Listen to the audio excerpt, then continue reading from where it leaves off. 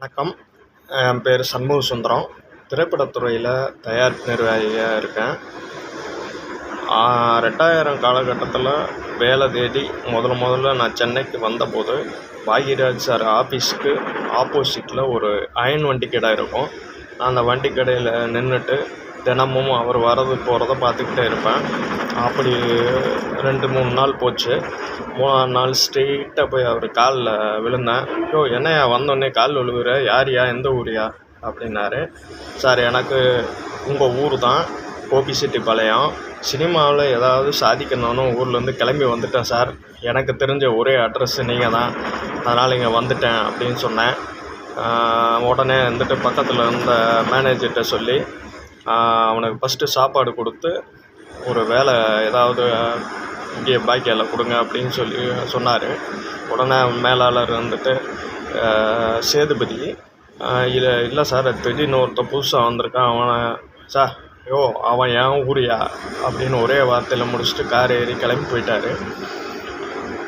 அவரோட வீடு பார்த்திங்கன்னா ஜீவா பார்க், டி நகரில் ஜீவா பார்க் இருக்குது. அந்த ஜீவா பார்க் பக்கத்தில் ஒரு பெரிய வீடு, 10 கிரவுண்டு வீடு. இன்றைக்கி மதிப்புக்கு பார்த்திங்கன்னா ஒரு 300 கோடி 200 கோடி அந்த அளவில் இருக்கக்கூடிய ஒரு வீடு.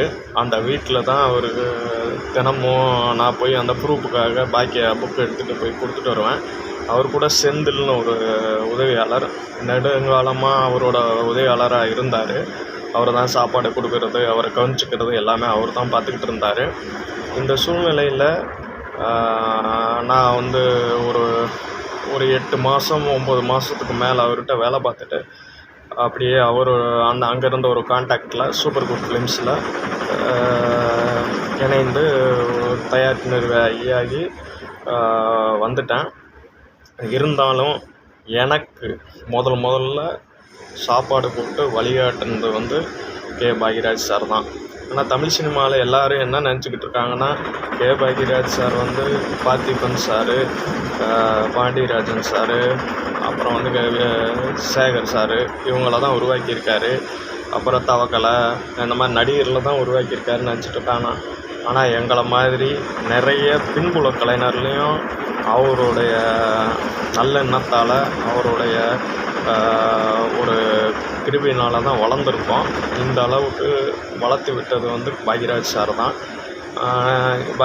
தான். அவருடைய இறப்பு அன்னைக்கு என்கிட்ட இந்த ஊடகங்கள் வந்து பேட்டி எடுத்தாங்க. முக்கியமாக பாலிமர் நியூஸ் சேனலில் பேட்டி எடுத்தாங்க. ஆனால் அவங்களோட இது என்னென்னா, வியாபார ரீதியாக இருக்க ராதிகா மேடம் சொன்ன மாதிரி வியாபாரத்தை மட்டுமே பெருசாக நினைக்கக்கூடிய ஊடகங்கள் அவங்க. அதனால் இந்த மாதிரி விஷயங்களை சேர்க்க மாட்டாங்க.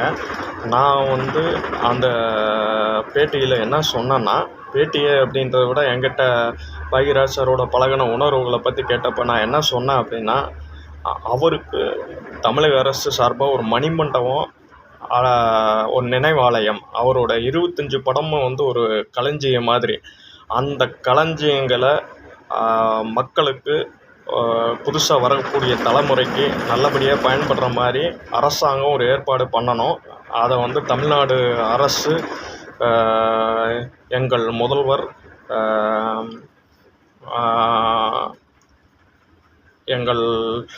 முதல்வர் விஜய் அண்ணா அவர்களிடம் மிகவும் தாழ்மையுடன் உரிமையுடனும் கேட்டுக்கொள்கிறோம் அப்படின்றதான் இதை பதிவு பண்ணுறேன்.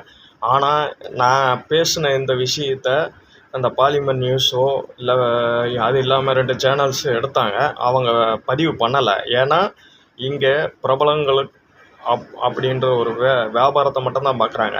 ராதிகா மேடம் சொன்னது உண்மையிலேயே 100க்கு 100 உண்மை. அவங்க அவ்வளோ அசிங்கமாக கேட்டாங்க. அப்பவும் வந்து அவங்க ஊடகங்கள் திருந்துற மாதிரி இல்லை. இனிவரும் காலங்களாவது ஊடகங்கள், அதாவது தனிப்பட்ட